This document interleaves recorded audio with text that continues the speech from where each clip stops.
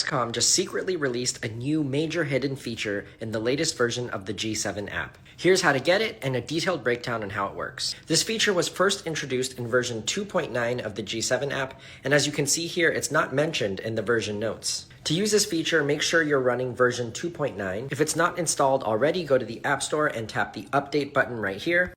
If you don't see that update button and it says you're not running version 2.9, refresh the screen or force close the App Store app to give the option to update to the latest version. The biggest new feature is that you can now add photos of your meals, and in the app, it will do AI-based recognition of the food that you're eating. Unfortunately, I'm told that for safety and medical reasons, they were not allowed to auto-populate the carb counts, so you still have to manually type in your carb counts. So here's a quick demo. You tap the plus icon on the top right, then you select meal to add a meal. Then you now have this option to add a photo. So you tap that, choose take a photo, and it brings up the camera. And then I took a picture here of some wonderful calamari I was having. Snap that photo and tap use photo. This is the first time screen that I had to bypass. And then it will analyze the photo and give it a few seconds, and it says fried calamari with marinara sauce. Not bad.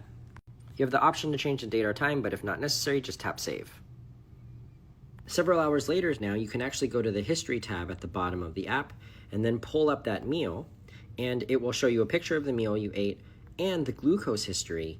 As you can see here, they mark the meal time, and you can see your glucose response up to 3 hours later. Another neat feature is you can actually change that timing horizon. As you can see here, it says you can change your meal summary timing and profile events.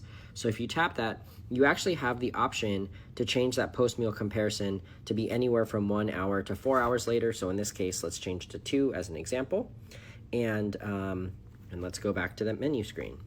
So now they're looking at a 2-hour postprandial period. I'm told that this software update allows people to add photos for a variety of different types of events, such as medications, meals, as I've already shown, activity, fasting glucose, and notes.